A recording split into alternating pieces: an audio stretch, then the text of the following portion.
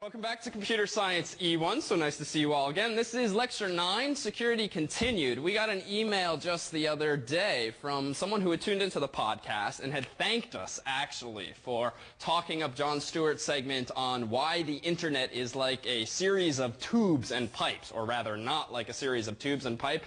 And this podcast viewer lamented the fact that at the time no one in the audience here live really knew what we were talking about. So a fun way I thought to start off today's lecture would be to show this 4-minute clip from The Daily Show featuring John Hodgman. This was a running gag on The Daily Show for a while, and I tried to pick up one of the most interesting clips, most humorous. You can visit this on the web yourself at comedycentral.com.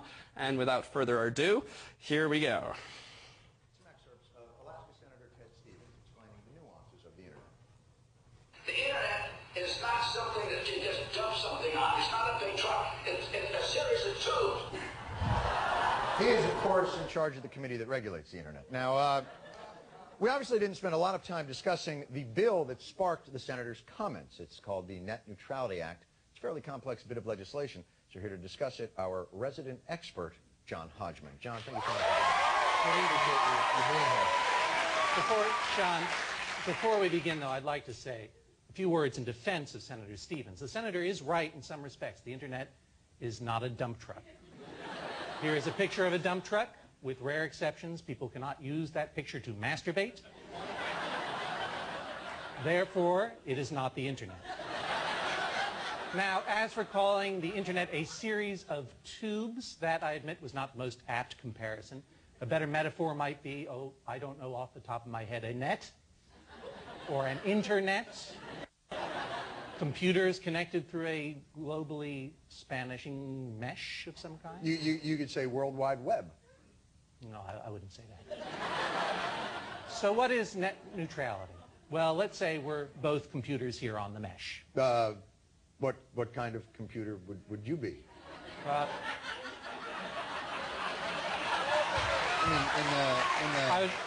I could be a home computer or a network server of some kind. What type of operating system would you be? Well, statistically speaking, it would probably be a Windows operating system. So definition. So you'd be like a personal computer, or to use, I guess, the common abbreviation. Okay. I'm a PC.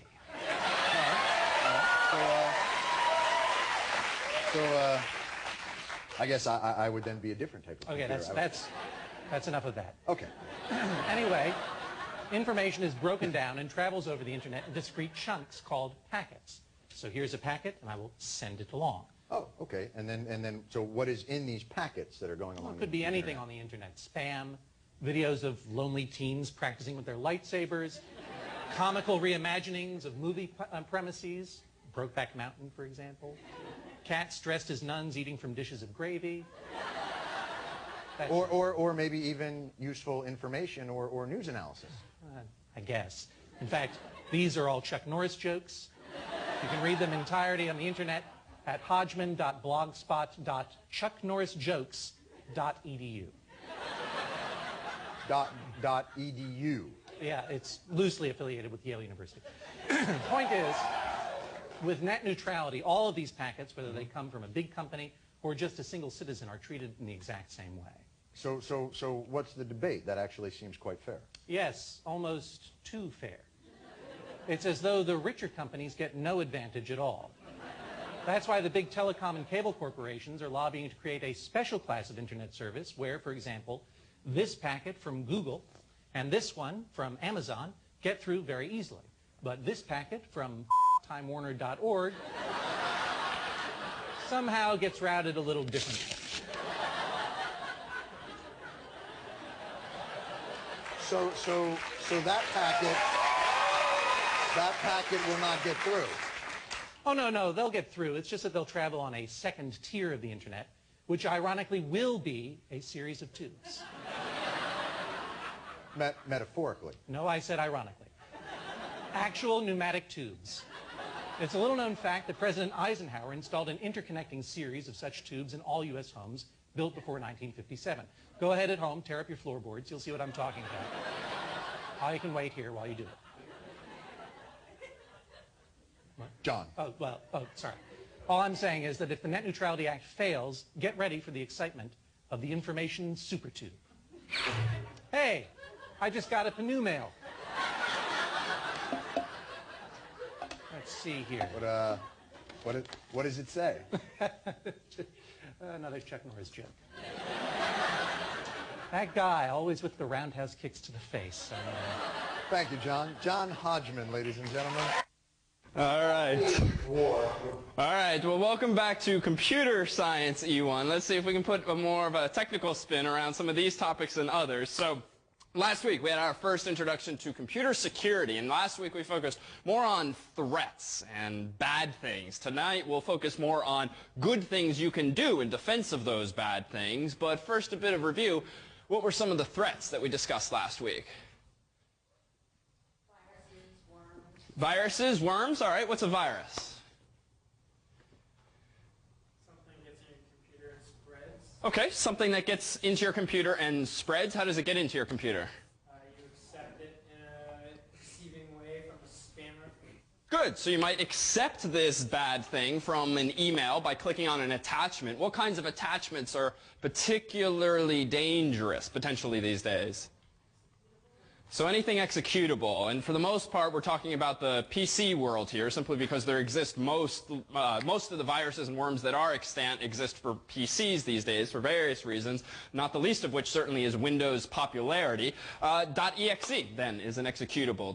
.scr is also an executable that actually just refers to a screensaver. So one of the lessons we tried to preach last week is that if you ever get an email, even if it's from a friend saying, hey, this is the best new animation of singing horses I've ever seen, resist that temptation to open it, because cute as it may be, there have been many instances of cute such things, inside of which is some kind of infection. When a virus is on your computer, what can it do to your computer?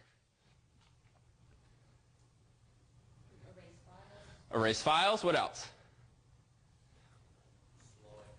Slow it down, certainly, just by consuming CPU cycles. One of the most common activities for worms or viruses today, actually, is to send out emails. They come with an SMTP server of their own. Recall that SMTP stands for Simple Mail Transfer Protocol, and this is just the protocol via which emails are sent. So some infections come effectively with an email software built in, and that email program's sole purpose in life is just to send out spams. And the beautiful thing about that is that these spams now appear not to be coming from some big server that you could easily blacklist and say that is the known source of spam, but rather it's coming from your mom's computer, your computer. And so this poses a much more challenging problem for antivirus companies or for anti-spam companies, because now you have spam not coming from one central source, say, but from all over the internet. Yeah?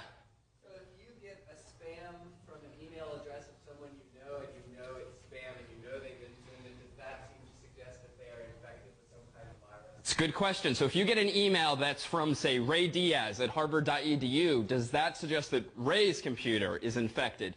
These days, no, because what is common practice for spam and also for spam generated by worms and viruses is to have the headers of those emails forged. And what that means is that even I could send you a seemingly spam-like message, but pretend like it's from Ray. Rather, if you wanted to get a sense of whose computer is actually infected, a better way of doing that is to look at the email's headers. Not just the to, from, date, subject line, but go to the options menu, or the view menu in Microsoft Outlook, for instance, and go to options, and it will tell you a whole bunch of information. And actually, a question was asked a few weeks ago on Not Dumb Questions, so if you're curious to actually see an example of this, pull up notdumbquestions.com, and you'll see an example of an email headers that I pasted in and tried to give the question asker a sense of what information is in there. Among the information in there is, for instance, the sender's, take a guess, IP address of the sender. So sometimes, and it's tougher to do this these days, but sometimes when I've gotten an infected message, I'll occasionally glance at the headers and just see, do I recognize this IP address? Because if it's something, for instance, from harvard.edu, I might actually be able to figure out that it's from an office mate or someone on campus. And for instance, FAS Computer Services will sometimes do this if they realize that some kid's computer on campus is infected and it's doing some kind of malicious behavior. They'll use various technical tricks such as that to figure out, well, whose computer is infected, and then call the kid up. Unfortunately, a lot of the junk you'll get is from someone over whom you have absolutely no control. And for instance, E1's website was being hit by something suspicious at one point, but we traced it to some IP address abroad. And at that point, it was sort of out of our hands, since unless you get an administrator who cares about your problem, there's really not much you can do other than just ignore the packets that are coming in. Yeah? Getting hit by, at the time, a lot of content was being downloaded cyclically from the website, and for seemingly no good reason. So by hit, though, you might generally mean it's like what's called a denial of service attack. This was a threat last week that we did not discuss, but a denial of service attack essentially is exactly what it means. It just means a computer or multiple computers just request so many darn times per second or per minute of a website that no one else can get through. And this has happened in the past where just a couple years ago, I think it was Amazon.com or someone similarly big was essentially unavailable to a lot of people because there was a distributed denial of service attack, DDoS, going on. And this was just the result of a bunch of malicious computers or infected computers just requesting the heck out of that server. And by requesting the heck out of it, I just mean requesting the homepage, requesting the homepage, requesting the homepage. That alone could block other people from getting in. So it's like a crowded throng of people at a store's door, and only so many people can get in at a time. What about a worm? There is a fundamental distinction between a virus and a worm. How is a worm different? A worm doesn't have a stationary source. A worm doesn't have a stationary source. That's true, though not the best way of distinguishing them, I would say. It travels by itself. Excellent. So, and not necessarily by the web. So through the internet, through a series of tubes and pipes, do worms travel from computer to computer. This is only to say that a worm is self-propagating, whereas a virus, pretty much by definition, needs some stupidity or naivete on the part of a user to execute it or to get it to deliver its payload, its badness, whatever that happens to be. A worm, once on your computer, can jump to another computer simply on its own. Once it's on your computer, it's running. And I would go so far as to say that 5 times out of 10, 6 times out of 10, maybe even more to this day, worms in particular get into your computer simply because of bugs in operating systems. And Windows has been a huge offender of this because Windows has a whole bunch of servers essentially running on your computer, sometimes unbeknownst to you. These are servers or services, as they tend to be called, that do useful things, sometimes more esoteric than you need to care about, but they're nonetheless services running on your computer such that outsiders can try connecting to your computer, not in the sense of controlling it, but in the sense of passing information to your computer. And these services have sometimes been buggy. And they've been buggy in such a way that if a worm or an adversary sends the right kind of packet and the right type of data, what they can effectively do is send an exe through that hole, so to speak, and that executable can then start running on your computer. But ever since Windows Service Pack 2, a lot of those holes have begun to get plugged, and the fact that some of you even have a firewall running on your computer, how many of you run so-called Windows Firewall? Just turning something like that on is huge these days. Simply having your computer behind a home router in your house is a huge way of preventing or at least discouraging yourself from getting infected. And so actually that's a perfect segue to one of the first topics on tonight's agenda, which is this notion of a firewall. You've probably all heard of this. Certainly in the context of the real world, in buildings or retail centers, what is a firewall meant to do? Block bad things out, more specifically. Oh, in the real world now for a moment, not the virtual world. So in a strip mall, there are generally, or at least in well-designed buildings, firewalls in between the units. Why are they there? Yeah, they're meant to be walls against fire. The idea being if some restaurant in a strip mall, for instance, all of a sudden has a grease fire in the kitchen, even if that restaurant goes up in flames, the wall depicted here is just a big brick wall, which might do the trick in some cases, discourages the fire from spreading to the nearby units. And so that analogy is applied similarly in the virtual world, where a firewall is a virtual wall that's put in place in order to discourage bad stuff from getting into your computer, or more generally getting into your LAN. Think back to that Warriors of the Net video. We like showing that because it's sort of a fun video and it sort of takes the fear factor away out of things like TCP IP. But if you recall, part of the video had a few holes in like a big wall. And there was this weird thing that was sort of throwing data into the holes. And some of the holes were 25 or 80. Do you remember this pictorial? So the idea of that segment in the film was that that wall represented a firewall. And it only had a fixed number of holes in it through which data could travel. And the only types of data that in the movie were allowed through, as I recall, were, for instance, port 80. Any packet coming in with TCP port 80 stamped on the so-called virtual envelope was let through. But if some data came in on, say, port 3389 or port 443, it would have just hit the wall. Well, what was port 80 used for? Why was that a good thing that it was allowed through? Close. HTTP, and we'll distinguish those two more properly next week, that's fine, but port 80, recall, is the port used by HTTP, and just so you have a bit of familiarity with a couple others, what are 25 I mentioned? What's 25 used by? Good, so SMTP, aka outgoing email. Any others come to mind? We'll do one other, because you'll be using, or two others, since you might be using them for your final projects. If I said port 21, you might say FTP, good. And if I said 22, you might say, this is a challenge of the acronyms, SSH, which you may have used or might use for your final project. If these aren't familiar, don't worry, we'll get to them. And don't worry about memorizing these things, but just generally remembering these two numbers tends to be helpful, because when you configure, for instance, your mail client, be it Outlook or Eudora, sometimes you'll be asked, what is your SMTP server? And you might have to ask Comcast or Verizon for the name or the fully qualified domain name of your SMTP server, and then usually in that same window will be a box in which you can type the port. 25 is the default. But because there exist things like firewalls, it's not uncommon for companies or for individuals to run these same services on different ports. And the curious thing here is that most companies, for instance, the ones you work for, do tend to let traffic on port 80 through, right? Because that just means web behavior. And even though they might not let you visit sketchy websites from work by filtering the actual content, generally they do let all web traffic through. But they might block AOL Instant Messenger. They might block SSH. But it turns out, and we'll talk about this tonight, there are some neat tricks you can do intuitively. If you are behind a corporate network that only lets port 80 through, the suggestion of which is that you can only use the web, how might you, as an engineer, leverage that fact and nonetheless get around these corporate restrictions and access, for instance, an email server outside on port 25? Yeah?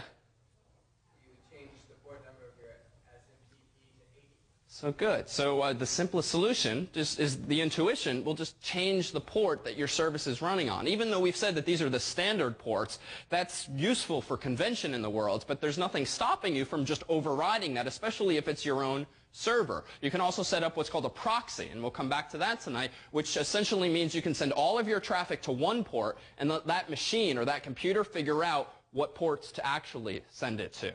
And as time permits, I'll relate to you the experience I've had even helping a friend who was working for his company in Dubai, the United Arab Emirates, for a few months. And where he was corporately and also I think in the entire country, they had firewalls outside of the country, a la China, that prohibited the delivery of certain kinds of traffic and certain websites.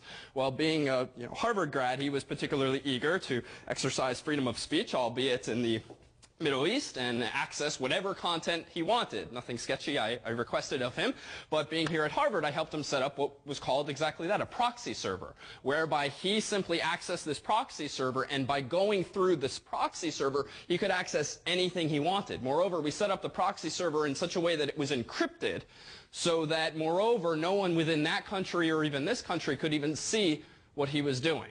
And that was useful too, because then you couldn't even filter on the content that was being sent back and forth. And so I mentioned this, one, as sort of a technical aside and curiosity, but two, to say that no matter what governments or companies set up in the interest of restricting people from doing certain things, almost always there are ways around this. And sometimes the only ways to truly prevent such deception is to use, as the example I gave a couple weeks ago, Harvard's ad board, right? If you can't stop kids technologically from sniffing each other's traffic, well, if you catch them, just expel them and sort of raise the penalty high enough such that you don't really need a technological solution. But tonight, we're talking about technological solutions to these kinds of problems. So with that said, what is a firewall all about? Well, consider your typical home network. You might have your PC sitting at home, and you might have, let's see, I'm not the artist here, your laptop here, and your PC and your laptop are going to be connected to some central point in your house, assuming you have a cable modem or DSL modem, which most of you tend to have. So we'll say that this is your modem, doesn't matter the technology. It's connected somehow or other to the internet, which we'll represent as a capital I in a cloud. The computer is presumably wired to this router. And so actually, I left something out, didn't I? So that's a modem. Let's create the router here. So this is your router, but per our conversation in like lecture 5, routers these days, as you would buy them for your home, come with so much more functionality. What else do these routers do? Or what else might you call them aptly? It's a switch usually, and by switch we simply mean a box that has usually 4, at least, Ethernet ports that just splits the connection. So you can connect multiple wires to it. What else are these things? Not hub. Switch and hub are generally mutually exclusive, and the switch is the better of the two because it's smart. It doesn't broadcast your incoming data to everyone. A switch only sends it to the guy for whom the data is intended. And this, we said last week, discourages packet sniffing. But I've omitted, as bad as my drawings tend to be, I've still omitted one salient feature of these home routers, as most of you now have them. Yeah, wireless. So little bunny ear antennas on top, which make these things an access point as well. And I also said in lecture 5 that these router switch / access point are also firewalls. Well, what does that mean? Well, when you pull up the internet on either of these computers, and we'll assume that this laptop itself is connected wirelessly to this router / switch / access point, clearly all requests for internet data go through this point and into the internet cloud. And then all responses come back to the router switch access point here and then get delivered to the appropriate machine. So in this picture, where might be the perfect place intuitively to insert some kind of protective filter? Right? It's always a leading question. Right, so in this router, and I'll just start calling it a router for simplicity, but realize it does all of these things. But if you have this central point through which all of your data is going out and coming back in, why not insert some intelligence there that does whatever kind of filtration you want? And even though I've drawn this or described this as a home network, think of this left side as representing maybe 20 computers, 100 computers, all of which are in your university or corporation. Similarly, would your corporation have some kind of switch or router or wireless access points in the building? They probably cost more than the $20 ones you would buy for your home, but in spirit they work exactly the same. And what corporations generally do on these things is actually impose some kinds of filters. Well, technologically speaking, what would you want to do in this device to prevent all the children in your home, for instance, everyone in your home, from using AOL Instant Messenger? Putting your engineering hats on, what would you have to do technologically here to prevent instant messenger traffic from going back and forth? Block it using the firewall, and let's dive a little deeper. What do you mean by blocking it using the firewall? Tell the firewall not to accept this program. So tell the firewall not to accept this program, and how do we identify AOL as a program? Perfect. By its port number. Anyone know the port number for AOL Instant Messenger?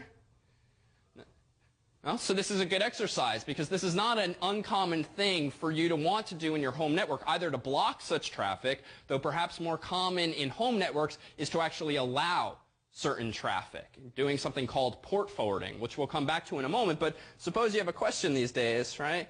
Let's say AOL Instant Messenger port, and let's see if within 5 seconds we can see, yep, that the port for AOL Instant Messenger is 5190. Much higher than these, but think of it this way. Internet has been around for a while, and some of these standards have been around for a while. AOL Instant Messenger less so. So again, just intuitively, it makes sense that these newer services tend to have higher numbered default ports. Yeah? So is there an indefinite amount of ports? No. Are there an indefinite numbers of ports? No. I believe 16-bit values are used for TCP's port numbers, and we can confirm this by looking back at that fairly scary slide in our second internet lecture that depicted the layout of a TCP datagram. And I think, if I'm getting this right, it's only 16 bits. And if you only have 16 bits for some value, roughly how many different values can you represent? You were required to remember this for your exam. Roughly. Oh, no, not 4 billion. That was 32 bits. The reason why I asked you to remember 3 numbers in this class. You got one of them, sort of. What's this one? 16 bits. Good, 65,000, right? 65,536. So let's do a bit of review, right? We even did this in Jeopardy. So 2 to the 8 is what? 256, that's easy. 2 to the 16th. 65,000, and then it fades from there, right? All right, 2 to the 24th, we said was roughly a million. And then 2 to the 32? Roughly 4 billion. Yes, now you say it with confidence. Good. So, unnecessary information, but that we've somehow asked you to remember, and it doesn't seem to sink in. So we'll keep trying. So, if that is to say there's only 65,000 or so ports that are allowed, frankly, that's more than enough. The only ones that are officially reserved for very standard services are the ones below 1024. So pretty much numbers up beyond that, the world just generally agrees on some standard, but there's no central authority that requires the enforcement of those numbers. Why does Joe Schmo's website not have a specific port number, but AOL, IM, So why does Joe Schmo's website not have a specific port number? So if you want your own website to be accessible by a layperson, you want to run it on some standard port, because by default, Internet Explorer, for instance, when you pull up http:// it assumes you want port 80. If Joe Schmo were to run his website on any other port, you, the visitor, would have to know that port number and specify it. And we haven't done this in here before, but what you need to do if you want to specify a port number in something like Internet Explorer, and I'm pulling up WordPad to show you in big font, not because this should be used to visit web pages. http://cnn.com:80 would be equivalent in most browsers to visiting just that. You'll occasionally on the web, though, see web servers being run on non-standard ports. 8080 is one that people tend to use. You could use 1234 if you just wanted to have a bit of obscurity to your website. If you had some kind of administrative interface that even though it's password protected and everything else, you don't want it to be a target of potential hacker attacks, you might just, for a slight bit of additional security, run it on a non-standard port. If, by contrast, you're running your site via HTTPS, which we said last week means what? It's secure. It's using that protocol called SSL. Well, SSL's standard port, which the world has agreed on, is 443. So why all these ports? Why might they actually be useful to you? So for the typical user with these home routers, you're not going to be packet filtering most likely, and you're going to be a really tech-savvy parent, frankly, if you're prohibiting your kids from running AOL Instant Messenger during certain hours of the day. With that said, even these $20 routers these days often come with so-called parental controls that let you do exactly that. And they have tried to dumb them down by allowing you with a menu to choose what services you want to block so that you, the parent, don't need to know any of these numbers. But underneath the hood, all it's doing is saying, if I say don't allow port 5190 through between 5 p.m. and 10 p.m., what that's doing is it's configuring the software in the router to say if you get data coming in or going out that's using TCP port 5190, just drop it. So just tear up the packet and don't let it go through. And that's, in fact, what would be happening in a firewall. Yeah? But if your kid's smart enough, can't they do what you talked about earlier, change it to like 80? Absolutely. So if your kid's smart enough, couldn't the kid just change it somehow? Well, the short answer is yes. But the more technical answer is you need the help of someone on the outside, so to speak, because you can't change the port AOL is using. But what you could do, for instance, is call up, you need what's called a proxy server, actually. So if you had little Timmy, your best friend down the street, who has his own computer on the internet, and his parents are not so savvy, they are not restricting any of his traffic, well, Timmy could be running a server on port 80. As though he's running a web server. But it doesn't need to actually be a web server. It can be a proxy server. And if you or your child sets up their computer in the right way, essentially saying any internet traffic I send should not go directly to the internet, but rather should go to Timmy's computer on port 80. Timmy's computer will be set up to port forward, so to speak, any traffic that comes in, out on the normal port, it's going to go to its destination. It's going to come then back to Timmy's computer, and Timmy's computer is then going to be responsible for forwarding it back. And in effect, this is exactly what I did with my friend who was in Dubai. I was Timmy in that situation. Should have chosen a better name. But all of his traffic from Dubai was going through my server, then going out onto the internet, and then it was going back through my server and back to his computer. Of course, being that I was therefore a man in the middle, there was clearly the potential for me, or little Timmy, to do what? Mess with his information, log all of the websites he's visiting, read all of the emails he was sending, but we were sort of did this on a trust basis. But you have to realize that often with technological solutions come potential costs. Now, the first cost of which is obviously you need someone on the outside to be doing this. But you've never seen a smarter bunch of kids. If you find the geeks in your local high school who are trying to use the internet from their library and want to circumvent all the restrictions, it's not hard, I'm sure, to even get around school systems, especially when, I mean, truth be told, most of the IT folks in public schools these days certainly are the librarians who might have installed the software that they were given. But if you know this level of detail and you're 12 years old, 16 years old, it's going to be hard to outdo these kids if they're determined to, download the latest widgets and, Flash-based animation games. So it's doable. So with that said, firewall blocks the data that you might want to keep out of your network or to block from going out of your network, as in the case of AOL Instant Messenger. Proxy servers in Spirit do exactly what we described with little Timmy, but why else might these numbers be useful to you? Well, how many of you have ever tried to use something like AOL Instant Messenger, but not just for IMing, but for sending files via direct connection, or used Skype or Google Talk or any of those voice over IP programs whereby you wanted to establish either a direct connection for files or for voice or for video? So a few of you, how many of you have tried this with some friends and had it fail? Just times out. Doesn't work. So why might that be? And this is incredibly common the more common these kinds of firewalls or routers become. Imagine if you here, like we were doing with Victor Cahiajo that day from the Typical PC User podcast. We had set up a video conference. Even though I wasn't using my camera, he was sending video to us. Well, that worked very easily for us that day because I was not behind a firewall. I was on Harvard's network, which for the most part lets almost everything through. Victor similarly was on a network that let most everything through. But more common for you and for me when I'm at home is for me and you to be behind a firewall. And equivalently, is it common for your friends to be behind a firewall? Well, the problem with things like sending files via instant messenger or using audio or video is that you're starting to transfer a lot of data.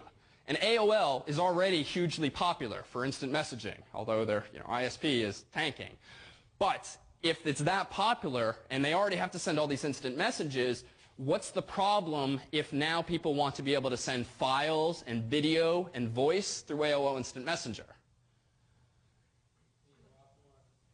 You need much bigger pipes for AOL Instant Messenger. But does AOL Instant Messenger really need to pay for that bandwidth, for the hardware to support this, right? Even E1 has been paying to provide its podcast because we needed for a while to pay someone to give us the bandwidth we needed, upwards of 1 or 2 terabytes per month. Oh, and I promised to do this.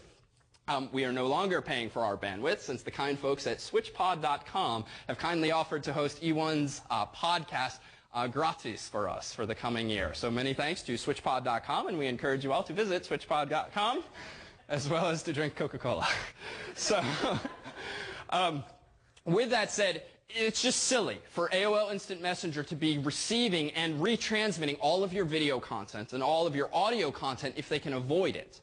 Right? Your instant messages, meanwhile, have always been going through some central server. So as an aside, if you're ever doing sketchy things over Instant Messenger or talking about building bombs or generally things that are frowned upon, don't do it over AOL Instant Messenger, because theoretically they could be logging absolutely everything. Back to the story at hand. If you want to engage in voice over IP or exchange video conferencing with some person and you're both behind firewalls, what does that imply about each of your IP addresses?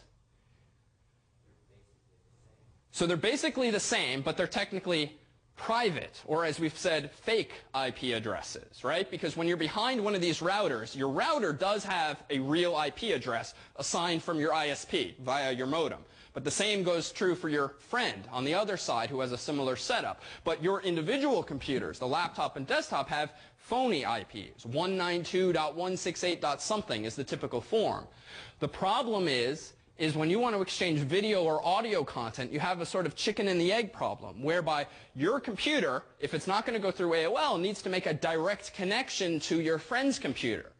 But you don't know the real IP address of your friend's computer because it's hidden behind that firewall. Similarly, does your friend not know yours because you too have a phony IP address, or private IP addresses, they're more properly called, that could be anything behind this router. And so what some instant messaging programs like Skype and Google Talk are very good at, and AOL Instant Messenger and MSN Messenger are less good at least as of recent years, is figuring out a way around that. And long story short, when this does actually work, there exist special tricks that the world has adopted. Stun is the name of a protocol that is a language that programs can speak. And the trick essentially in spirit works like this. Both computers sort of guess where the other one is and start transmitting simultaneously. And this will often work through firewalls such that the traffic is allowed through when typically it would not be. And if you're curious for more technical detail, just pull up stun on Wikipedia, and there's a really nice article there, for instance.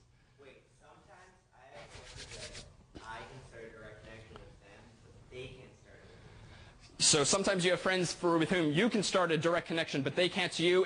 That's likely a function of who's behind the firewall and exactly what the firewall is doing or what the network, the ISP is allowing through.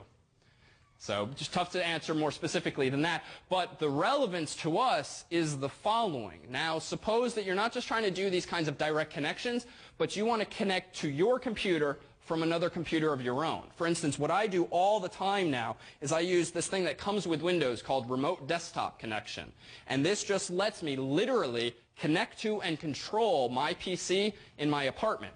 So for instance, earlier, before we started rolling film, you all were treated to a good half hour of The Daily Show. Not the John Hodgman segment, but those of you who came early saw a good half hour of The Daily Show, and that was being streamed via the equivalent of Remote Desktop to this lecture hall from my apartment.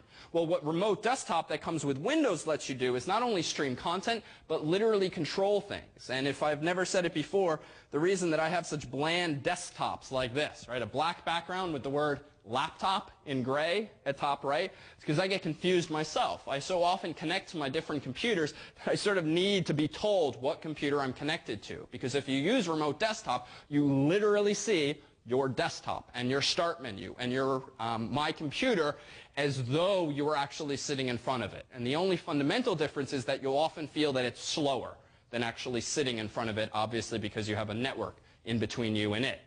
However, This requires that, one, if I want to connect to my apartment right now, I need to know my apartment's IP address, which is step one, but I also need to do a little trick. If I want to connect to my desktop, which is the one I normally connect to, and I'm out here, well, I might know the IP address of this guy. But what's going to happen when I say I want to connect via remote desktop to IP address, say 1234? That request is going to arrive at my router, and what's he going to do with it? Assign an IP address to your desktop? Well, the router will have been previously already assigned an IP address to my desktop, presumably when I booted my desktop up. But for instance, suppose I do have multiple computers in my apartment. In fact, I have 6 now, I think. How does the router know to which computer to route this incoming request if the only means via which I can identify my apartment is via its publicly accessible IP? Well, how would you do it? Yeah. Oh. Well, how would you do it anyway? We'll put you on the spot. All the tools you need to know, or the knowledge, has been discussed in some form tonight. The goal, again, is when I'm sitting here at this computer and I initiate remote desktop connection to my apartment by way of its IP address, how can my router know to whom it should send this incoming request? What might I want to do? Each computer is like ABC. Okay? And it decides that. Okay, so not bad. So each computer will be called ABC, or let's just say each has its own private IP address. Well, all I have to do in advance is configure my router to do what I mentioned earlier. It's called port forwarding. And that name kind of says it all. What you can do is hard code into your home router. And you can do this yourself if you want to start doing this with remote desktop. You just have to tell your router, always send requests on port 3389, I believe it is, to computer A. That is to say, send it always to computer with IP address 192.168.1.10, for instance. And if you hard code that into your router, and you assume that your desktop's computer's IP address is hard-coded as well, which you can easily do, or you can tell your router to always give it the same IP address. Henceforth, any time I try to connect to my apartment from any computer on the internet, any requests on port 3389 reach the router says, oh, I'm supposed to forward this specifically to this computer, and then I'll be able to connect directly to that computer. What I was actually showing you earlier when we played a whole good half hour of The Daily Show was a little toy of mine that we've used before. How was I streaming Comcast's cable modem to this lecture hall? That way. That way, yes. Sort of. What was the toy called? It's like $100, $200 these days. Worth the investment. Slingbox. Yes? No? Tough crowd? Yeah. We can review tapes, and I can prove to you that I've said these things before. Slingbox. So remember I did this analogy. Whereas TiVo is the sort of time-shifting device, lets you record something and watch it later. Slingbox is a device that lets you record something on, say, your TiVo, but watch it not only later, but elsewhere. So essentially, I have a little computer called a Slingbox in my apartment that's connected to my Comcast cable box, and it's also connected to my home network. So I've got a little device at home that looks like a trapezoid. It too is connected to my router. It too has a private IP address, and Slingbox operates on port 5001, I think. So I've simply configured my router, in addition to saying remote desktop should go here, that is 3389 should be mapped here. Well, I've also said that port 5001 should be mapped here. And what that means is I can also connect to my Slingbox via the internet by just connecting to my publicly accessible IP address. So one more question here, and I've clearly moved away from security and have started talking about things in my apartment, but that's okay. So how do you know what your own IP address is? How do I know what my apartment's IP address is? So you can always go on your computer to the run menu, but if you do this, as I'll do here, and type ipconfig on a PC, it's a little small, but I'm currently connected to E1's router here. And unfortunately, I'm simulating my apartment here, just not with as many cool toys or big TVs. But this thing has given me a private IP address, and it's this router that's connected to Harvard's network. So I just found out my private IP address, but that's not sufficient, right? I need to know the IP of this thing. Well, This is a neat trick that is not a function of the internet. It's just a clever website. Right? When in doubt, what do you do these days?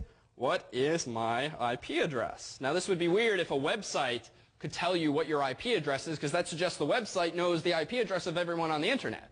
But what happens when you visit any website, have we said? You're sending information to a server. That virtual envelope that you send to the web server, inside of that virtual envelope, not only is the request for, hey, give me your web page, but also your return address. That is your IP address. And one of the most useful websites on the internet is this one. What is my IP address? And it will tell you what your IP address is. And notice, this is different from what I just saw with ipconfig. Because what does my IP address look like to the outside world? It looks like the IP address of this thing, or equivalently this thing. Only inside my apartment does that 192.168 address actually get used. The outside world knows nothing about it. So what I could now do, if I really wanted, if I knew that, for the sake of discussion, if I knew my IP address was, let's say, 25.43.67.9. Suppose I knew in advance, because earlier today I had sat down in my apartment, gone to whatismyipaddress.com. It had told me, I'd written it down. Now that I'm at Harvard, if I want to connect to my computers, I can just type that in, hit enter. Via port forwarding, will my request go to the right computer? There's only one problem with this. What do you know about IP addresses as they're assigned by ISPs? They can change. They're not often changing these days. The dial-up, they'll change all the time. But if you have dial-up, you don't want to try controlling your PC via the internet anyway. You can't certainly watch TV via streaming video. But if your IP address might change occasionally and you're traveling, or generally you're relying on this ability to connect, that's problematic.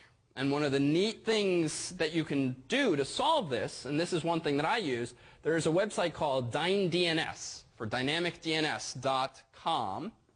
And if you go to this site, one of their services you'll see, and there are others that do this, if you go to this link here, Dynamic DNS, a free DNS service for those with dynamic IP addresses, which is almost everyone, you can essentially sign up for a free account, and it will give you a username like David Malin, and it'll give you a password, and then all you have to do is install free software on any of the computers in your network, and only one of them. So you can download a little Windows program here.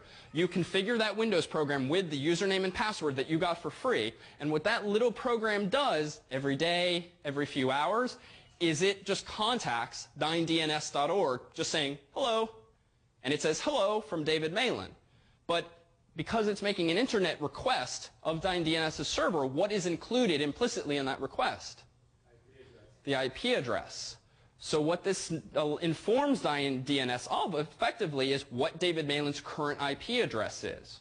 And what that allows me to do is that what my username does is it doesn't just allow me to run that software. It also allows me to visit, say, davidmalin.dyndns.org, and I can type that into remote desktop, or I can type that into my Slingbox software, and effectively, because of the way the internet works, this will get converted to an IP address with the help of DynDNS's DNS server. And a DNS server, recall, we didn't spend much time on it, simply converts IP addresses to fully qualified domain names, back and forth. So with this layer of indirection, does DynDNS then tell my computer what my current IP address is? And so in this way, do I never even need to know what my IP address is? The little special free software just constantly updates it. And 99% of the time, you'll be able to connect, assuming that thing updates itself often enough. It's a wonderful resource. And if you've never used remote desktop on Windows, and you can do this on macOS and other operating systems as well, on a PC, it's as simple as going to your system control panel, going to remote, and clicking allow users to remotely connect to this computer. If you've set up, say, port forwarding in your router, if you're doing this at home. But now we can tie this back into tonight's lecture. As soon as you check that box and click OK, what are you now running the risk of? Worms, potentially. If the remote desktop software that Microsoft wrote has a bug in it that allows someone with the right type of packet to essentially infect your computer, absolutely. You've just made yourself vulnerable simply by allowing connections to begin with. What else might be problematic? Oh, you got to stop sitting like this, I think. What else might be problematic? So other people can find you, or more worrisomely, other people can potentially connect to your computer, right? How many of you have a password of 1234?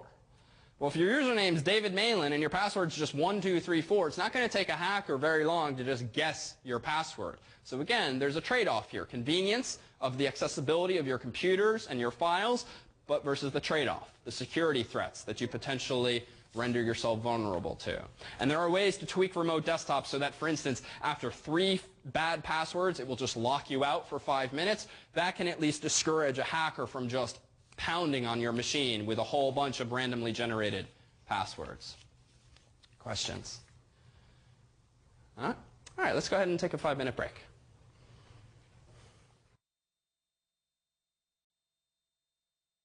All right, so we're back. So another defense, another way of keeping people out but still letting things in that you want to come in. How many of you are familiar with the term of VPN? Yeah, all right, so what's a VPN? What's it good for? Virtual private network, good. Yeah, a lot of offices use it, businesses.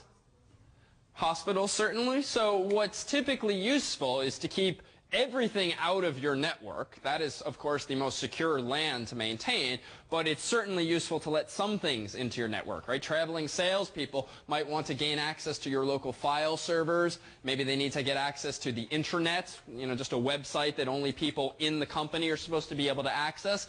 Well, you could certainly try just password protecting everything and so forth, but more secure is if you could somehow let people in your company at other locations, be it in their hotels whilst traveling, or be it at other offices that you might maintain elsewhere in the country or elsewhere in the city. Wouldn't it be nice if you could sort of link multiple networks or individual travelers with your own primary network in such a way that you have all the protections in place, but you allow them a secure tunnel, so to speak, into your network? Well, that's exactly what a VPN is. A virtual private network creates the illusion between a network and a user that that user is actually on that network. And it creates a tunnel in the sense that all of the traffic from, say, the traveling salesperson's laptop is encrypted, sent to the company, to the firewall effectively, or more specifically to the VPN server at the company where it's decrypted, and then it's forwarded along to, say, the company's file server or database or intranet site or whatever medium they're trying to access. How do you use VPN software? Well, Harvard actually has a VPN. Harvard has a VPN software that I don't have installed on this computer, but if I did, imagine a screen that came up and it said, enter your username, enter your password, hit enter, and it really should be as seamless as that. Harvard has a VPN so that people off campus can connect to on-campus resources. If you've ever tried to download some of Harvard's software, it's what's called keyed with a program called Key Server or Key Access. And what this means is that you can only, for instance, use some of Harvard's software that they license for your use if you're on campus. Well, the more mobile people have become, and what with distance education and all, that doesn't sort of fly if a lot of your students can't physically access the campus to begin with. So what Harvard offers is a VPN, vpn.fas.harvard.edu. You can download the VPN software for free from FAS's website, and what this allows, say, a distance student to do is to connect to Harvard's campus, be given a Harvard IP address, 140.247.something, and then appear to the outside world as being in harvard.edu, even if they might be in at some Marriott halfway across the world. The downside, potentially, is that if you're connected to a VPN, usually all of your internet traffic, whilst you're connected to that VPN, goes through your company server. So if you're sitting in your hotel room and you're connected to your company's VPN using your company's VPN software, well, odds are those instant messages you're sending to friends back home, the emails you're sending, the web pages you're pulling up, even though you're in the Marriott, it's possible and it's common that all of that data similarly would be routed through your company back out through their internet connection, back through the company on the way back, and then back to the Marriott. So beware when you're connected to things like VPNs, because they will sort of usurp your internet connection and start controlling it for as long as you're connected to the VPN. But it's a useful thing if you want to gain or provide people with secure access to otherwise protected resources. But that's all it is. It's encryption between points A and B. And that, too, is sort of a good segue to this topic, that of cryptography. So cryptography is just the art or the science or the method of encrypting or scrambling data. Scrambled above you is a phrase. What is this phrase? In other words, can you decrypt this phrase for us?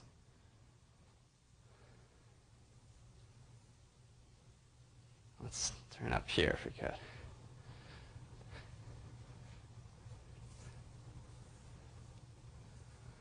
So there's a bit of a clue there. Below this encrypted phrase is what appears to be Radio Orphan Annie's SS something or other. What is this? Well, as you continue to hack away, perhaps, on paper, I'll seed you with some hints. So this is an example of a Caesar cipher. The legend being that Caesar, back in the day, used a Caesar cipher to encrypt communications between his army personnel and so forth. I find this hard to believe, though, because of all of these ciphers or encryption mechanisms. The Caesar cipher is perhaps one of the dumbest ones or easiest to break. Granted, if the world had never seen cryptography before, it perhaps doesn't matter how easy the thing is to break if no one's even thought of how to break it in the first place. But what the Caesar cipher simply does is it takes, let's say for the sake of our discussion, the English alphabet, 26 letters, and it rotates them some number of places. It uses a key.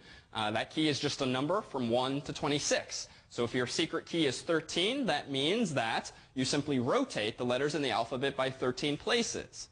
So that is to say, if I tell you that this has been encrypted with a Caesar cipher using a key of 13, can you tell me now what this thing decrypts to?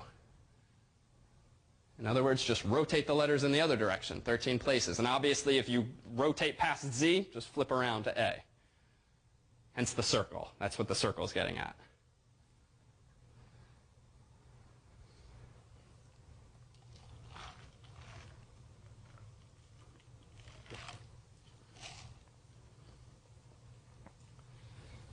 Anyone? You'll be hugely disappointed when you find out what it is. Just as disappointed as little Ralphie was in A Christmas Story, perhaps? Yes, be sure to drink your Ovaltine is in fact the answer. So A Christmas Story, which will soon be on stations like TNT, 24 hours a day, 7 days a week, has little Ralphie saving up, I think, like cereal box tops for months because he wants to send them in and get I think it's a Captain Midnight secret decoder ring with which he can finally decode the message that's been delivered to him on each and every one of his cereal boxes. Unfortunately, once he's lucky enough to collect all of the box tops or whatever and get his secret decoder ring by mail, he sits down and very anxiously and in this very tense movement in the movie decrypts the secret message.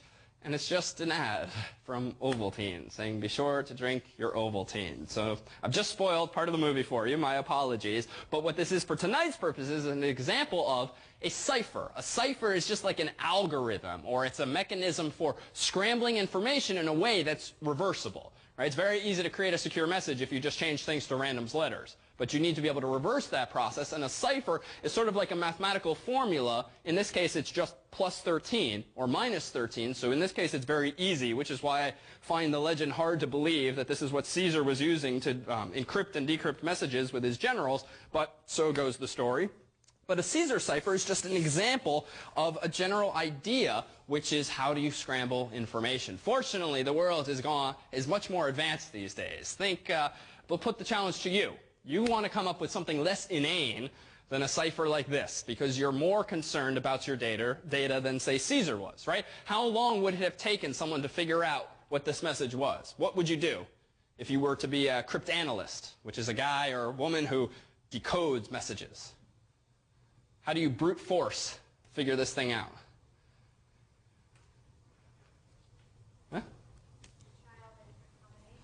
Try all the different combinations, right? Add 1 to every letter. Does it look like English? If not, try adding 2 to every letter. Does it work? No, try adding 3. If you know it's a Caesar cipher, it's not going to take you that long. If you know how to program, you can have a computer do it nearly instantaneously. But if you didn't know it was a Caesar cipher, you might stare at it for a while, as some of you might have done. You might have maybe just done substitutions. Maybe the most common letter should be swapped out for A, E, I, O, U, or whatever the most popular letters are in, say, Wheel of Fortune. The idea is sort of the same. You can do what's called a frequency analysis and just kind of infer, oh, you know what, if the letter B seems to be pretty common, maybe B represents the most common letter E in the English alphabet. I think it's E. Or in this case, though, it was an actual cipher. It wasn't just a substitution of one letter for another. Web browsers and web servers do use encryption, we've said, right? What is the protocol that web servers and browsers use to encrypt and decrypt information?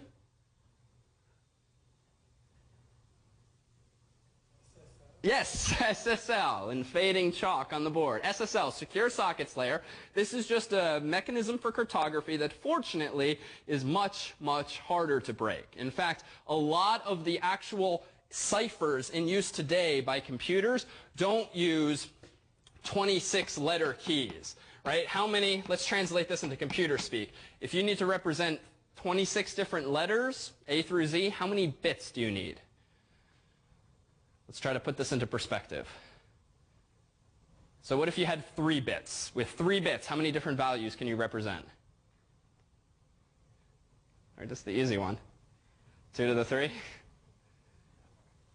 2 times 2 times 2. Yes, 8. So if we have 3 bits, we can only represent 8 letters. That's not enough. What if we have 4 bits? All right, see, this is why this stuff's relevant. It's not just esoteric knowledge. Okay, 16. That's not enough. What if we have 5 bits? Then we can represent 32 letters. So it looks like for Caesar, all we need are keys that are 5 bits. So we need 5 bits, and even though that's more bits than we need, because we'll have some wasted values, this effectively means that the Caesar cipher, as we've seen it, uses 5-bit keys. Now contrast this with something like RSA, which technically is the algorithm that something like your web browser and server use. It's the algorithm that SSL itself uses. Common today are the use of keys that are, say, 128 bits. Other mechanisms for encryption will use 256 bits, even 1024 or 2048 bits. The faster computers get, the easier they can handle these kinds of values. Now put this into perspective. If a 5-bit key means that there's 32 possible keys, that doesn't take that long to guess for a human or a computer. Well, 5 bits. Let's round up. So suppose we use 8-bit keys. Now, how much harder is the problem? How many keys might you have to guess if you're using 8-bit keys? 256. I think that's what I heard. 256. Fast forward to 32 bits. If I use 32-bit keys, how many possible guesses might I have to make to guess someone's password or secret key? So 2 to the 32, which is roughly, quick, check the notes. 4 billion has it. So now, if 32-bit keys give you 4 billion possible values, can you even fathom what 2 to the 1024 gives you? The takeaway being, right, you can do this if you want. So take 4 billion times 4 billion, that gives you 2 to the 64. Do it again, it takes a while to count up to 2 to the 1024. I would wager that none of us know the word, I certainly don't, for what the value 2 to the 1024 is. And most of you probably don't have calculators that can count that high. That's a lot of digits. But this is only to say that when computers use cryptography, it tends to be pretty strong. And unless there's a bug in the implementation of the algorithm, or like the browser or the server, this is to be mathematically secure. And one of the things that the problem set actually hints at, and this is in its extra credit, is that prime numbers these days have a lot to do with the security of a lot of cryptographic algorithms. Clearly not Caesar ciphers, but something like RSA actually, which is commonly, again, used by web browsers and servers as part of SSL to protect your data. It relies on it being very difficult mathematically to factor large numbers. And by factor, I just mean take a big number and figure out what 2 numbers you have to multiply to get that number. Even for computers, if you're talking about values that are 1024 bits long, it will take more seconds than there are atoms in the universe to determine what those 2 numbers is. And I kind of made that up, but it's in the right spirit. It's a lot, sort of more than is even humanly possible these days. However, one of the scary things is, even though it's a theoretical scariness, is if someone wakes up tomorrow and announces that, aha, I figured out how to factor large numbers quickly using some special fancy algorithm, or maybe using quantum computers, if you've ever heard of these things, that does pose a problem for the cryptography of the world, because so many things like your ATM machines, your web browsers and servers, bank security, a lot of corporate security rests on algorithms like RSA, which in turn make this mathematical assumption. Now, whether or not that's a real threat is sort of up for debate. But when we ask you in the extra credit for problem set 6 to tell us what the two prime numbers are that compose this big number, you'll get a sense of just how long it takes to factor a number with just, 10 or 20 or so digits, let alone hundreds of digits. So more on that on the problem set. But the takeaway for now is that one of the defenses against some of the bad things we've discussed, adversaries, hackers trying to get at your data, is clearly cryptography. And it, fortunately, is implemented by people who are very typically good in the stuff, and you as the user just get to use it. You don't even have to know how it's working, but you do have to trust it. Well, what about these things? Another defense that you might install to protect against bad things. Well, what does a virus scanner do? We talked last week when Dawn brought her new computer about something like AVG, a McAfee virus scan, Norton antivirus. Same thing, all of these things, fundamentally. How does a virus scanner work? How does it detect viruses and worms and get rid of them?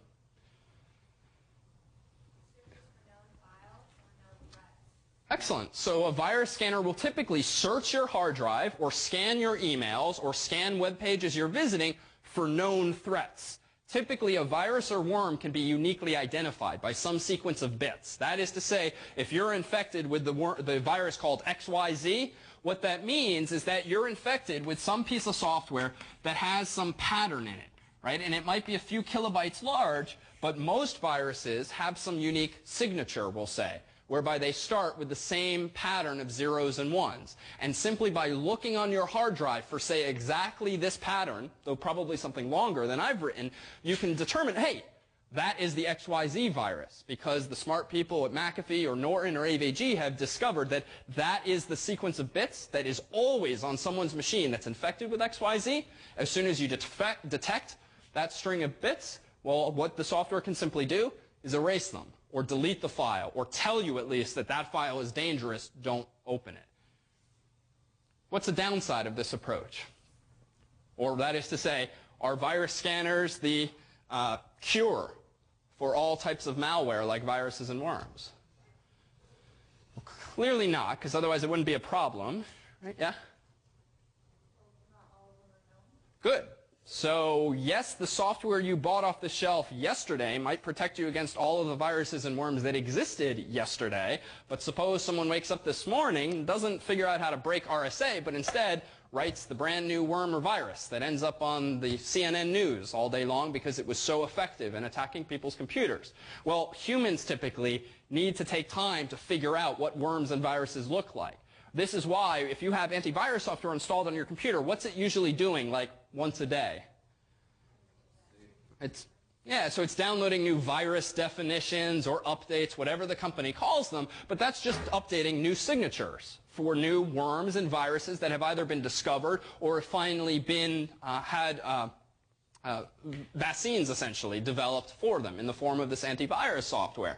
Well, that implicitly already gives the bad guys a good 24-hour window to go after your computer, assuming it's even updating itself every 24 hours. Moreover, what if you had what's called a metamorphic or polymorphic worm? It's not a term you hear tossed around in the media, but this refers to a worm whose shape changes every time it infects a computer. That is to say, the worm partially encrypts itself, and when you encrypt something, we've seen it kind of scrambles things up. Well, if you scramble things up, we don't know what it's going to look like in advance, and that's an even more dangerous threat if you just can't protect against it, at least with this type of software. So what do most programs do? Well, the thing I don't like actually about things like Norton and McAfee, one of which was installed on Dawn's computer, you remember the pop-ups we kept getting warning me about this and that, is a lot of times these programs are behavior-based, and what they do is they don't look for known patterns, but they raise red flags when something sketchy seems to be going on. Something's trying to write to your C drive, maybe.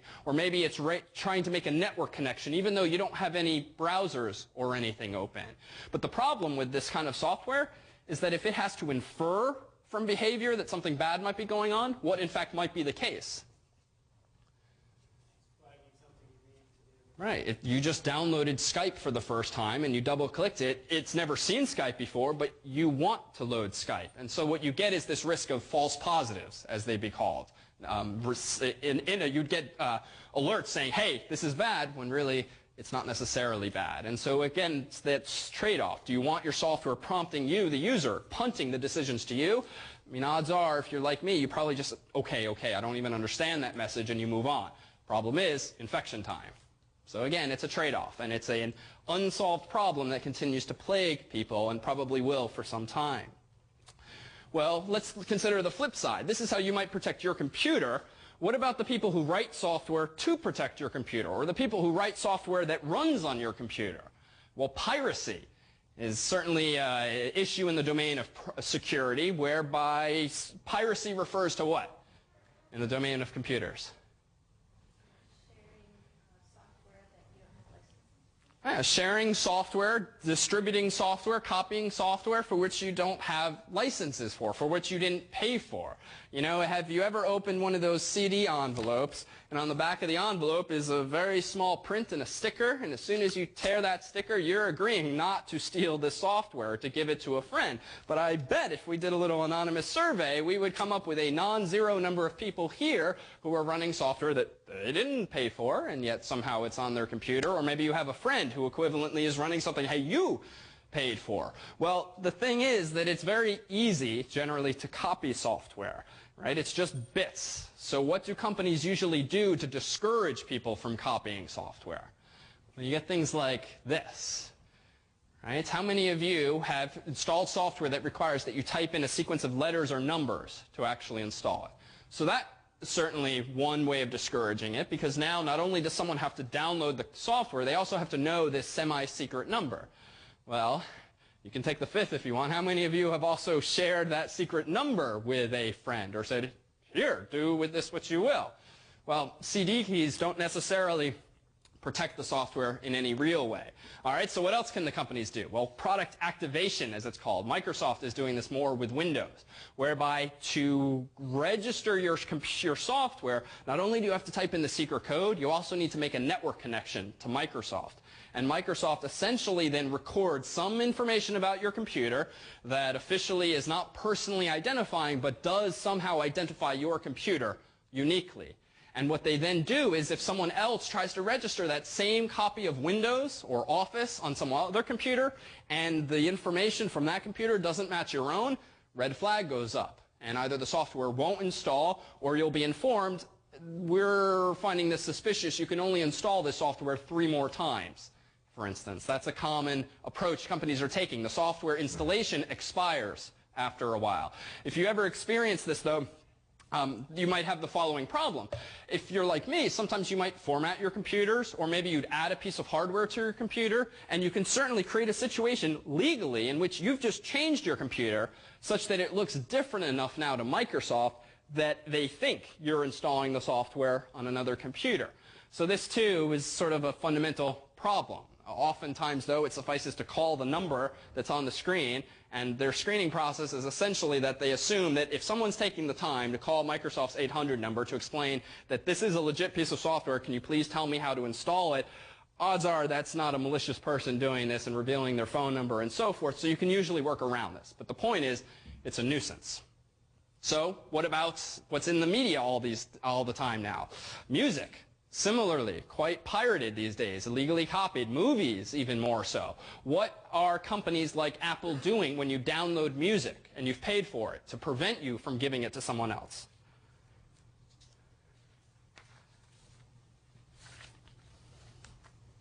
Have you ever tried buying a song from, say, iTunes for 99 cents and then giving it to someone else? Oh, yeah? All right, what happens?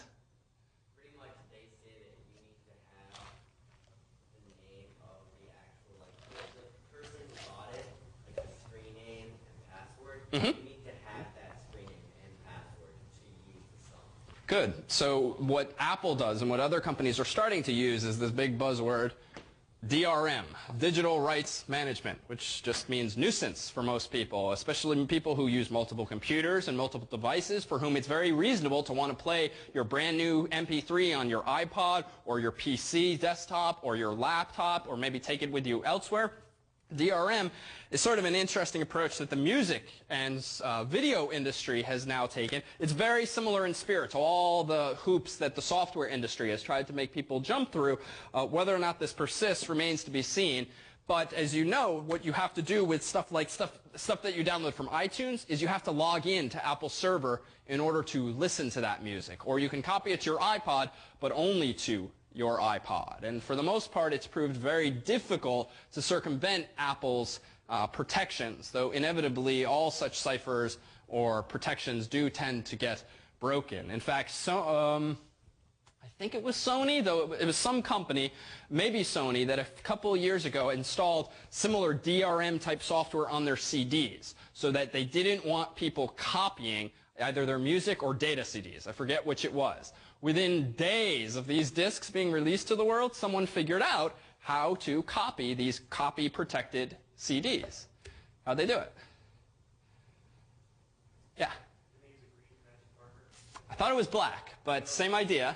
So we'll go with either. So they took, it was as simple as this. The way they had protected the data was to put the protections essentially on the outside of the CD. So we know about the, what do they call it, lands and grooves. It's sort of like a phonograph record. So they used the outside part of the disc to store zeros and ones that collectively constituted some kind of copy protection. Turns out with a black or maybe green Sharpie marker, just cover that line of the disc over, put it into your computer, bam, copyable.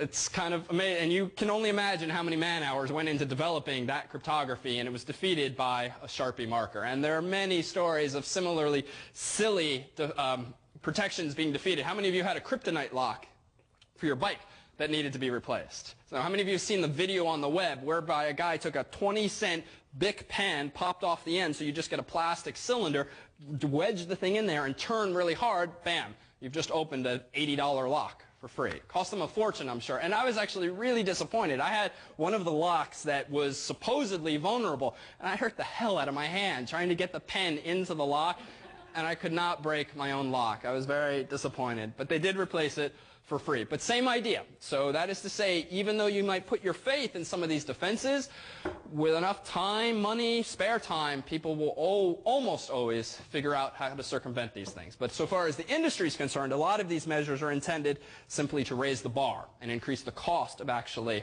cracking into things. Well, lastly, what can you do to protect your own data in the event you decide to give your computer to someone? Or you decide to take it to Best Buy and you don't want them looking at whatever financial files or sketchy files you have on your computer. We use the term sketchy and sketchy files a lot in this class, but so be it. So why is this a concern? Well, if you hand your computer over to someone on eBay and sell it, or you bring it to a service technician, well, they clearly have access to your computer. You might think, well, I have a password, a username and password. Well, we said last week that with the right software and savvy, not so hard to get rid of Malin's password on your computer. In short, if you have physical access to a machine, you have access to the data. And it doesn't take a huge amount of savvy to figure out how to get at it. So what can you do beforehand if you're selling a computer? Well, just highlight everything on your C drive, drag it to the recycle bin, and then what? All right, delete it. Does that solve your problem? Can you then sell it safely on eBay? Oh, all right, so no. Well, let's take it one step further before we answer the why behind that. Well, what if we not only erase the files like that, we quote-unquote format the hard drive by using like a boot CD or a floppy disk to boot into a little blinking DOS prompt and type format, enter. Does that do it? Formatting is sort of a thing of the past, at least so far as typical users go. But the answer is no. So let's consider the deletion one. If you go and drag every darn file from your computer into the recycle bin and remember to empty the recycle bin, why are you arguing that that is not sufficient to protect? It's still in your hard drive. How is that? I thought I deleted it. Yeah.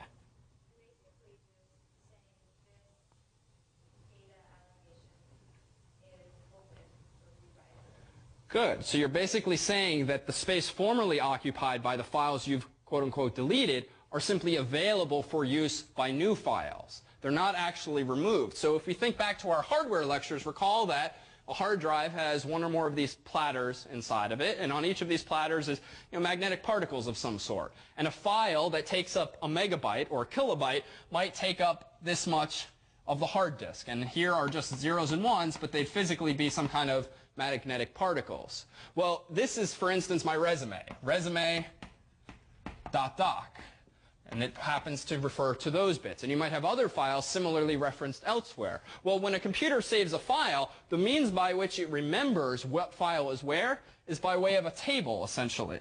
And that table, quite simply, or in simple form, has two columns. One is the name, and the second column is the location. And you might have in this column, resume.doc. And over here, you might have the address 1234. And what that just refers to, for instance, is the 1234th bit on the disk, or the equivalent thereof. So when you go and drag something to the recycle bin, you probably know that that clearly is not sufficient, because it's just in the recycle bin. But when you empty the recycle bin, what actually happens? It erases that. But what does that mean about your resume? All of the zeros and ones are still there, and they're only going to be overwritten by different patterns of zeros and ones if your operating system and hard drive decide to reuse that space. Most operating systems do not proactively overwrite those bits with, say, random bits or maybe all zeros. Although macOS, at least, macOS 10.4 does have an option called Secure Empty Trash, which does erase this and that. But even most Mac users, I would hypothesize, don't know that that exists, or they don't know that they should use it in the interests of their own privacy. So what does this mean? Well, this means if you're downloading files and saving files and erasing them via the recycle bin, you're leaving remnants all over the place. And one of the things we used to do at the district attorney's office when a new hard drive would come in for forensic analysis is just run software that, knowing that there's going to be a lot of deleted files on there, it just scours not this table, because this table has had entries removed, but it just looks at all the zeros and ones on the platters, and it looks for patterns in them, similar in spirit to what a virus scanner would do.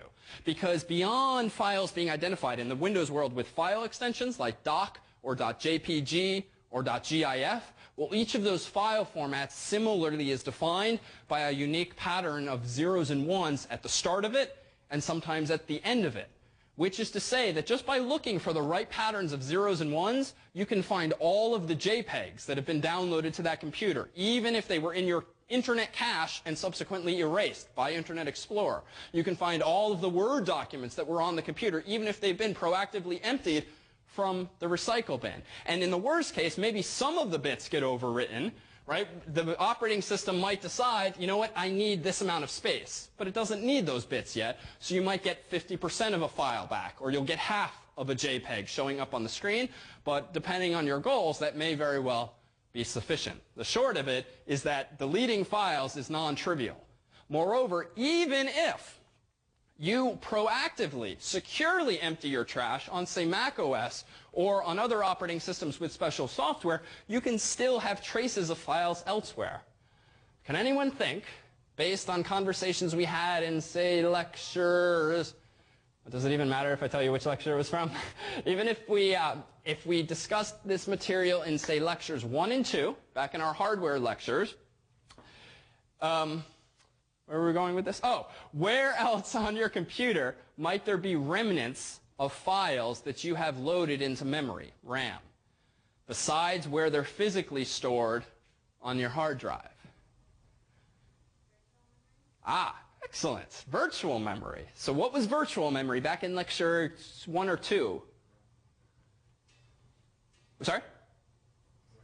RAM, elaborate. What do we mean by... It's not quite like RAM, so what is it with respect to RAM?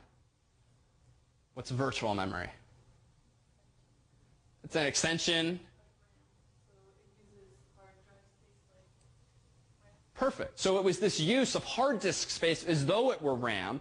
You use virtual memory so that you can generally run more programs at once, right? Remember that pipeline we had that led from the hard drive to RAM to L2 to L1 cache to the CPU?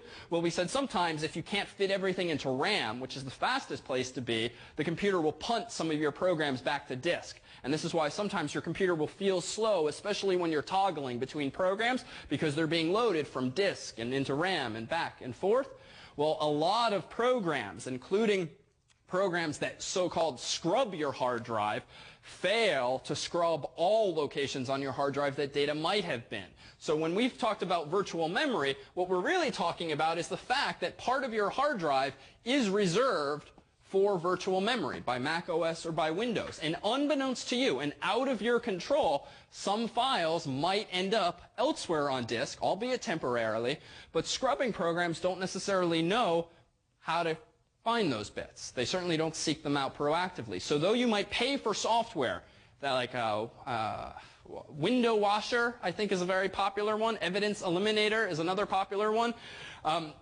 Those programs almost always have faults in them. And one of the article we passed around last week by Simpson Garfinkel and another fellow at MIT, if you haven't yet had a chance to read that article, do, because one of the things it alludes to is the fact that even people who have sold stuff on eBay or returned it to Best Buy and have proactively scrubbed their data, the programs that you have paid $50 for, $99 for to sanitize your computer, almost every commercial product has bugs in it. And a very scary paper was written a few months ago by a fellow at Carnegie Mellon, I believe. And this paper essentially analyzed a whole bunch of these popular products, maybe 8 or 10 of them, Evidence Eliminator, Window Washer, and a whole bunch of other ones. And every one of these programs failed to do what it just advertised on its shrink-wrap box. Which is to say, even people who put their trust in products you've bought with the intention of doing something securely, you still have to trust the humans who are behind that software. So what can you, the user, do if you do want to sell your computer on eBay, or just generally you're uncomfortable with giving your computer to someone else or just junking it? Well, you can scrub or wipe your computer, but you can wipe the entire thing. What all of those commercial products purport to do is erase just the sensitive parts of your computer, your internet cache, your recycle bin, your temporary folders, and it's much harder to get that right because Windows is so complicated, Mac OS is so complicated, it's hard to get every piece of evidence that might be on your computer. And by evidence, I just mean sensitive data that you might have, certainly. So what you can do is wipe or scrub your whole hard drive. And the one program that we recommend for this, based on its history and based on its being free, is actually linked on the course's website. It is pretty easy to use in that it doesn't have many options, but it doesn't have a nice, pretty interface. Rather, you have to follow a fairly arcane, old-school interface. But if you go to the security section of the website, you'll see that the 3 programs we mentioned last week are there, AVG, Hijack This, and Spybot. And the 4th security program that I would say that I personally recommend is called Derek's Boot and Nuke. You can download either a floppy disk image or a CD. And again, it's not the easiest thing to do, but you can install this onto a CD or floppy, boot up your PC or even Macintosh these days, or Linux computer, and wipe the whole hard drive. And by that, I mean you can change all of the zeros and ones to say all zeros, or to random zeros and ones. And even with these programs, you'll get different layers of security. You'll get options like, do you want 1 pass of zeros and ones? Do you want 7 passes, like the Department of Defense officially recommends? Do you want something even more secure than that? Well, to this day, there has been no published research saying that doing more than just 1 pass of zeros and ones is any more effective than doing 1 pass of zeros and ones. But there's a lot of myth out there, or stories, lore, that folks like the NSA can recover your data even if you've scrubbed it 7 times over. This has yet to be demonstrated publicly, empirically. So most any software that scrubs the data at least once, certainly 7 times, is probably sufficient protection against even someone with an electron microscope or other such expensive tools. Yeah? What about what we were discussing earlier, system recovery? System recovery? What about? If you were to save all your information on an external hard drive, unplug it into system recovery, would your information then still be on the hard drive? Good question. So if you backed up all your important data, your documents, Excel spreadsheets, and so forth, then ran your system restore CDs or the special partition you might have, does that overwrite all of the data? Odds are no. because the bits used by your hard drive are partly a function of the operating system, partly a function of the hard drive itself, and it's not guaranteed that the software is going to overwrite those same zeros and ones. Moreover, when you restore your computer to its original state, you have less information there than you probably did just before you restored it, which is to say that if the operating system only needs these bits, you probably had a lot of data that was here, here, and here. And Windows and these other programs don't go on your whole hard drive and erase everything. They only use what space they want. In fact, one of the slowest parts of installing a new operating system is the formatting step. And you'll see a progress bar that maybe takes 10 minutes, 20 minutes, an hour to quote-unquote format your hard drive. And if you format your hard drive, you'll often receive a message saying, warning, this will erase all of your data. It is a lie. It will not erase all of your data. It will not erase most of your data, which is to say what that process formatting is usually doing if it's slow is checking the integrity of all of the bits or locate the sectors on your hard drive, just making sure that they're still working. Because what a computer can do is if part of your hard drive is starting to fail, it can map around it so that you can use the rest of the hard drive. And that's what's slow. It is a age-old lie that when you are informed by Windows, this will erase information on your disk. That is not true. It will simply make it slightly harder to get it back. Other questions? I'm sorry? When you format your hard drive, all the computer is doing is setting up partition tables usually, though that's technically a different process. The computer will typically partition it, which essentially means to set up the patterns of zeros and ones that make it look like a C drive or a D drive to an operating system. And two, it often checks the integrity of all of the locations on the disk, and it tries to fix or write around any that are broken. But formatting does not officially erase data. It just happens to overwrite during that process some of the data.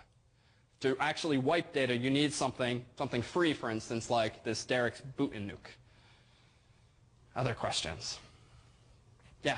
How are those CD keys generated? Like they're really long. And I was curious about how they work. Like you get one letter or number wrong, usually. Yes, so how are CD keys and serial numbers and so forth generated? Usually it's some kind of algorithm, very similar in spirit to the cryptography stuff we briefly discussed.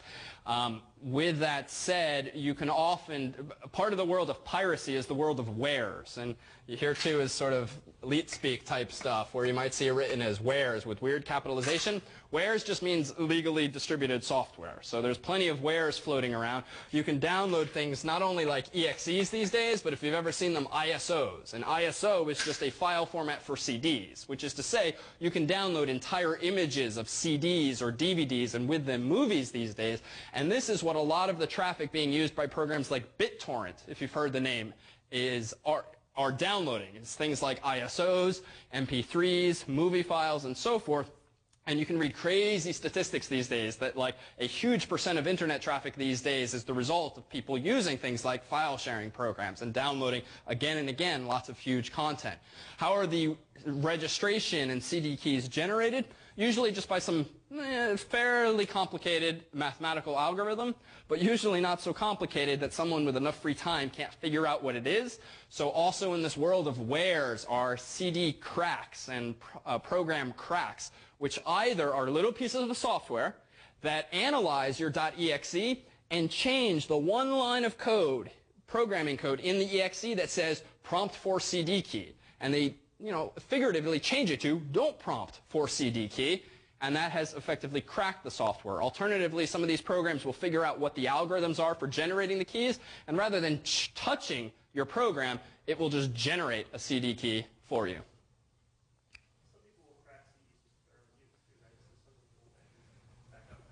Yes, there is a percentage of people who will certainly figure out how to circumvent these restrictions so that they can make their own legal copies of CDs. There is also a bigger percentage of people, I would say, that say they are hacking or cracking into software so that they can make legal copies of their disks. That is the sort of goody two-shoes argument that's often put forth, to be honest, against industry when they say this is appropriate, because you always have folks saying this is my legal right to copy data that I have already paid for and make legitimate backups of. It holds some water, but that's perhaps the only, it's not strong ground to stand on when it comes to this stuff. Other questions, concerns? Yes, Dan has a concern. You want to come on up?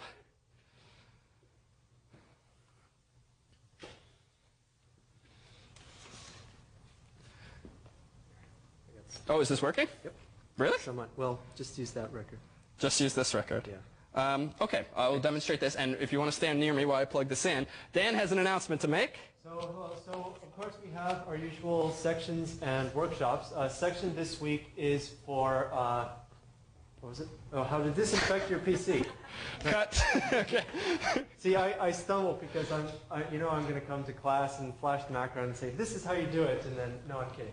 No, really, we'll go over a number of topics such as antivirus software, safe mode, how to rid your PC of various malicious software and the like. It's very good, especially if you've ever been infected with virus or worm. Then on workshop this Saturday, last year we started the digital photography workshop, and it was by far the most popular workshop. Much to David's dismay, it was on the podcast. It was more popular than most of his lectures even. And so I'm going to edit all of this out later. It's okay. Yeah, we'll see about Be that. Ray standing here in the real video. Yeah, well, you won't erase me on Saturday, so I'll be there.